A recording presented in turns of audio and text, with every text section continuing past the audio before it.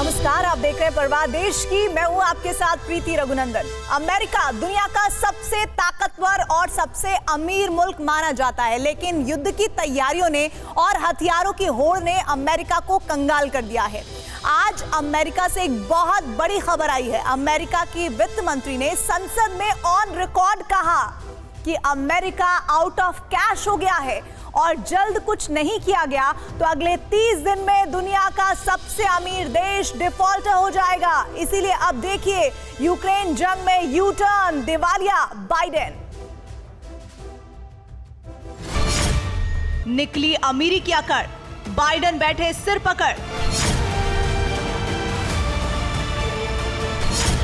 Ukraine युद्ध में इतना खर्च, यूएस पर चढ़ा बेहिसाब कर्ज। जो सोचा नहीं वो हुआ, यूएस भी डिफॉल्टर हुआ। Super power out of cash, 1 जून को इकोनॉमी क्रैश। 1 जून 2023 यानी ठीक 30 दिन बाद क्या अमेरिका डिफॉल्टर हो जाएगा? क्या सिर्फ 30 दिन बाद दुनिया के सबसे अमीर मुल्क अमेरिका के खजाने में इतना भी कैश नहीं बचेगा कि वो अपने सिर पर चढ़े कर्जे की किस्त भी चुका पाए?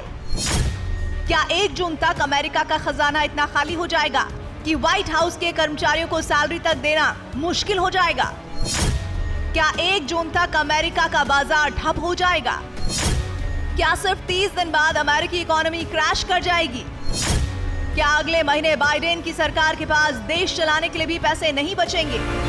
अमेरिका के कंगाल होने की खबर पर यकीन नहीं होता, लेकिन दुनिया के सबसे अमीर माने जाने वाले देश में वित्त मंत्री की हैसियत रखने वाली treasury secretary Janet L Yellen ने अमेरिकी कांग्रेस के स्पीकर को चिट्ठी लिखकर कहा है, अमेरिकी सरकार ने अपनी खर्च करने की सीमा को पार कर लिया है। अमेरिका में तुरंत कर्ज लेने की सीमा को बढ़ाया नहीं गया तो 1 जून 2023 तक सरकार के पास देश चलाने के लिए पैसे खत्म हो जाएंगे। सरकार कैशलेस हो जाएगी। 1 जून 2023 को एक्स डेट हो सकती है। अमेरिका की treasury secretary Janet L Yellen ने अमेरिकी संसद को अमेरिका के डिफॉल्टर हो जाने की चेतावनी देते हुए चिट्ठी लिखी है। इस चिट्ठी से दुनिया को पता चल गया है कि अमेरिका की माली हालत खराब हो रही है। इस चिट्ठी का मतलब यह है कि अमेरिकी सरकार के पास अब अपने बिलों का भुगतान करने और अपने कर्ज चुकाने तक के लिए पैसे नहीं बचे हैं। अमेरिकी वित्त मंत्री की चिट्ठी ने अमेरिका का सच पूरी दुनिया को बता दिया है। सबको पता चल गया है कि सुपर पावर अमेरिका कर्जे में धंसा हुआ है, लेकिन बाइडेन की सरकार इतना खर्चा कर रही है कि पूरे साल का बजट साल के शुरू होते ही खत्म हो गया। सवाल यह है कि इतना खर्चा आखिर हो कहां रहा है? सर्वनाश के डी-डे की तरह अमेरिका ने कैशलेस हो जाने के मनहूस वक्त के लिए भी एक नाम तय कर रखा है। अमेरिका में कैशलेस होने की तारीख को एक्स डेट यानी खतरे की तारीख कहा जाता है। डी-डे और एक्स डेट के नाम से ही हर अमेरिकी खौफ में आ जाता है।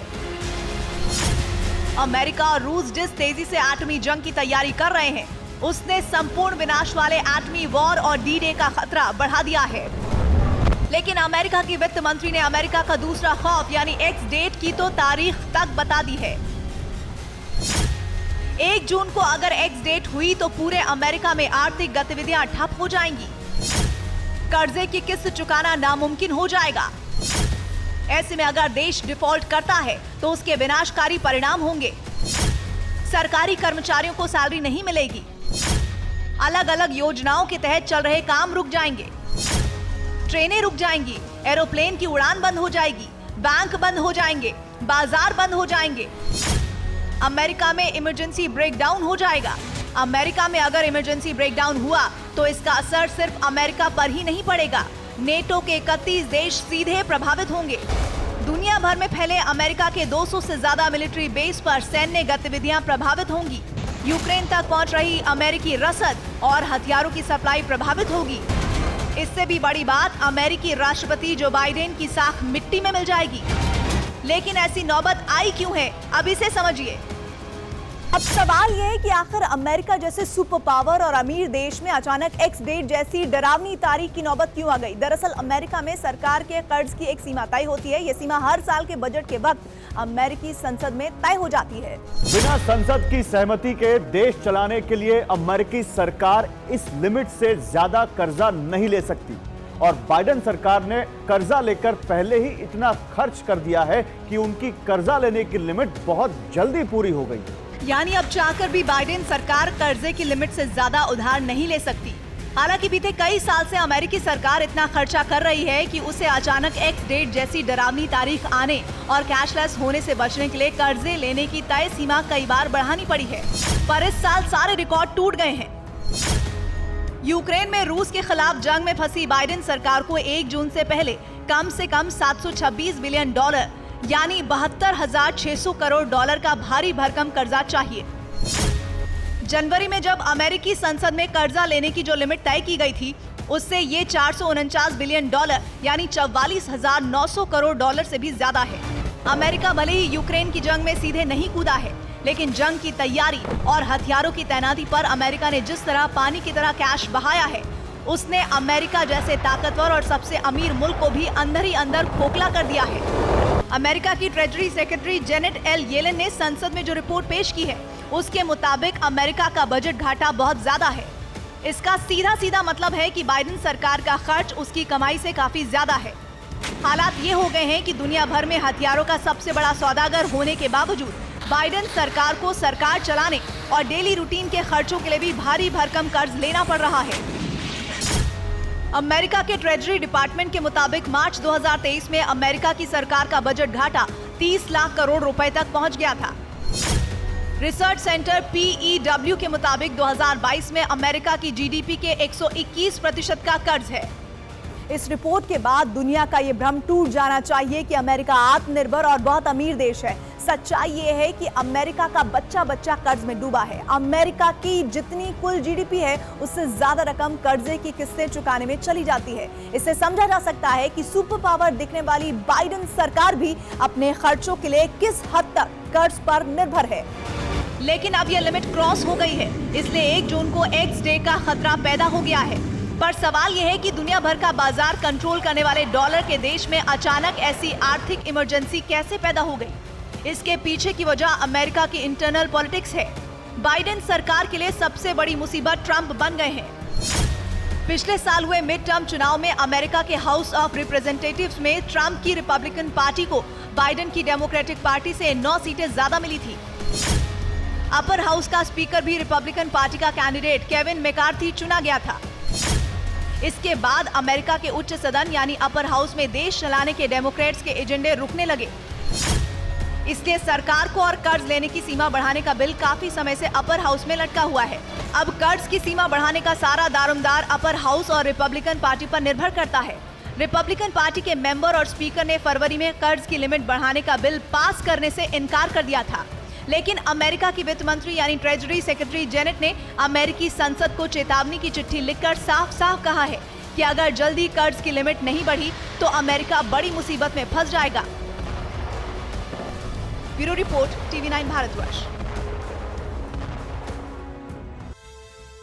और अब समझिए कि सुपर पावर और दुनिया का सबसे अमीर माने जाने वाला मुल्क यानी अमेरिका किस कदर कर्ज में डूबा है। अमेरिका में रहने वाले हर इंसान के सिर पर करीब 17 लाख रुपए का कर्ज है। अमेरिका भले ही अमीर माना जाता है, लेकिन एक सच ये भी है कि जीडीपी की तुलना में कर्ज के पैमाने पर दुनिया का सबसे बड़ा कर्जदार देश अमेरिका ही है। पिछले साल तक के आंकड़ों की बात करें तो अमेरिका की जीडीपी 21.44 ट्रिलियन डॉलर के बराबर थी, लेकिन अमेरिका पर कर्ज जीडीपी से भी ज्यादा करीब 27 ट्रिलियन डॉलर का था।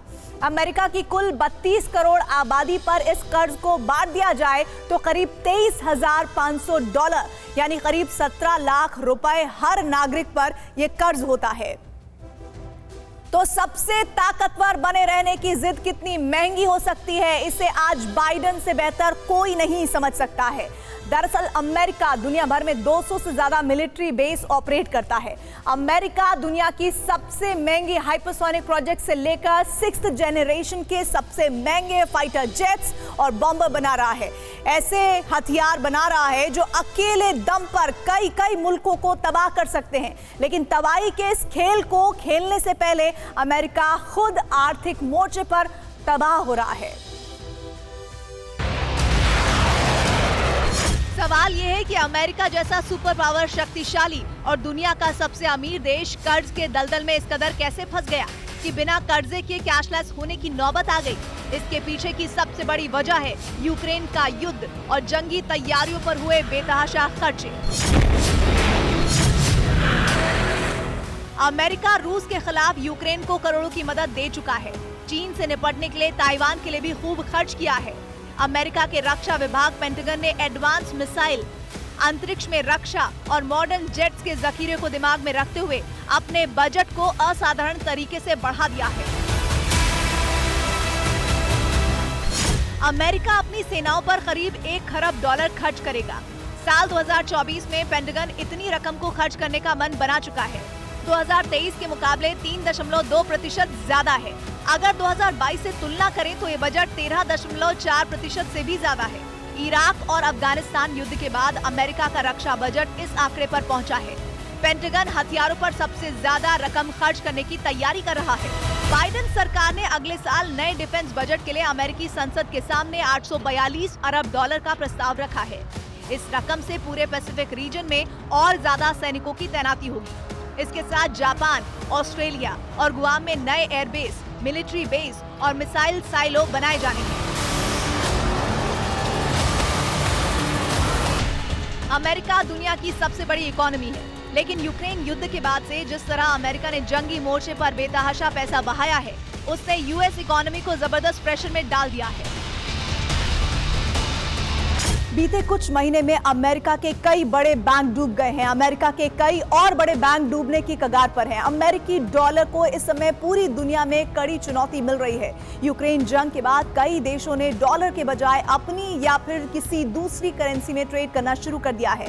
अब अमेरिका की वित्त मंत्री जेनेट येलेन ने ये कहकर सनसनी फैला दी है कि अब अमेरिका के खजाने में इतनी रकम भी नहीं है कि कर्जों की किस्त चुकाई जा सके। युद्ध की तैयारी और सुपर पावर बने रहने की अंधी रेस में बाइडेन इस कदर खो गए कि अर्थव्यवस्था का हिसाब किताब ही भूल गए। पहली बार अमेरिका पर डिफॉल्टर होने का खतरा है। $1 ट्रिलियन का मतलब 10 लाख करोड़ होता है। अमेरिका को तुरंत डिफॉल्ट से बचने के लिए $31.4 ट्रिलियन का भुगतान करना है। अमेरिका के इतिहास में ऐसा पहली बार हो रहा है। इससे पहले अमेरिका पर कभी भी डिफॉल्ट होने का खतरा नहीं मंडराया था, लेकिन जंग के जुनून ने अमेरिका को डिफॉल्टर बनने के कगार पर खड़ा कर दिया है। अगर अमेरिका ने डिफॉल्ट किया तो 70 लाख से ज्यादा नौकरियां एक झटके में खत्म हो जाएंगी। इससे अमेरिकी जीडीपी में तेजी से गिरावट आएगी। जब दुनिया की सबसे बड़ी इकोनॉमी में ही ऐसा होगा तो दुनिया के बाकी देशों पर भी इसका असर पड़ना तय है। लेकिन इतने के बाद भी अमेरिका की जंग की जिद कम नहीं हो रही। युद्ध ने सिर्फ अमेरिका का बजट ही नहीं बिगाड़ा है। Stockholm international peace research institute यानी सिप्री की एनुअल रिपोर्ट में बताया गया है कि 2022 में दुनिया ने डिफेंस और हथियारों पर 2.24 ट्रिलियन यानी 183 लाख करोड़ रुपए खर्च किए हैं। ये दुनिया में अब तक का मिलिट्री पर किया गया सबसे ज्यादा खर्च है। नेटो के सदस्य देशों ने कुल मिलाकर 2022 में $1,232 अरब खर्च किए हैं। चीन ने साल 2022 में डिफेंस पर 23 लाख करोड़ रुपए का खर्च किया था। यूक्रेन युद्ध ने सबसे ज्यादा यूरोप का सैन्य खर्च बढ़ाया है। बीते 30 सालों में पहली बार यूरोप में सेना पर खर्च में सबसे ज्यादा 13% का इजाफा हुआ है।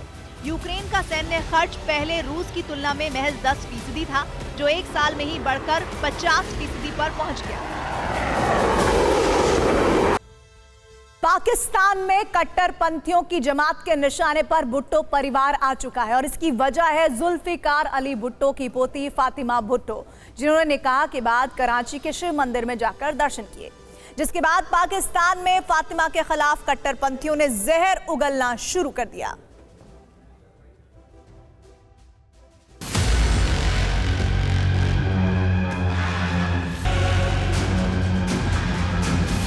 पाकिस्तान में कट्टरपंथी कोहराम, फातिमा पर मचा घमासान।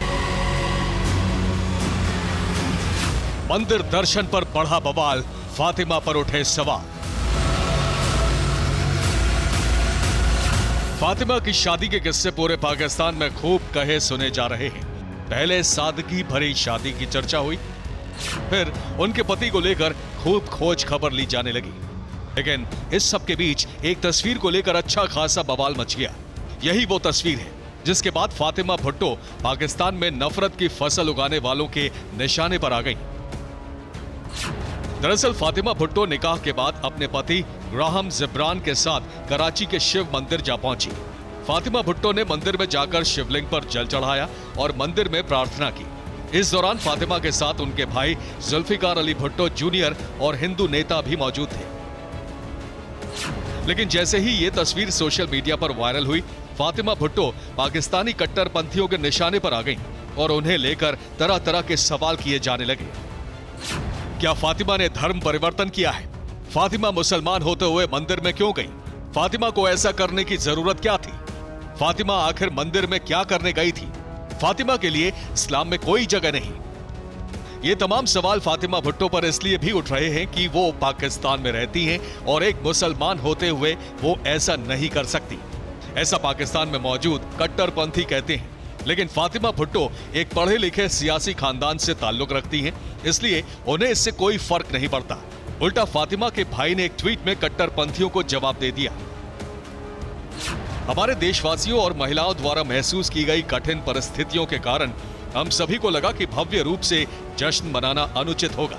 भुट्टो परिवार पाकिस्तान की राजनीति में एक जबरदस्त ताकत बना हुआ है, लेकिन उनका इतिहास त्रासदियों से भरा रहा है। फातिमा भुट्टो की तरफ से यह भी कहा गया कि वो हिंदू सिंधियों के सम्मान में वहां गई थी, लेकिन फातिमा को भी अंदाजा नहीं होगा कि बवाल इतना बढ़ जाएगा कि वो कट्टरपंथियों के निशाने पर आ जाएंगी।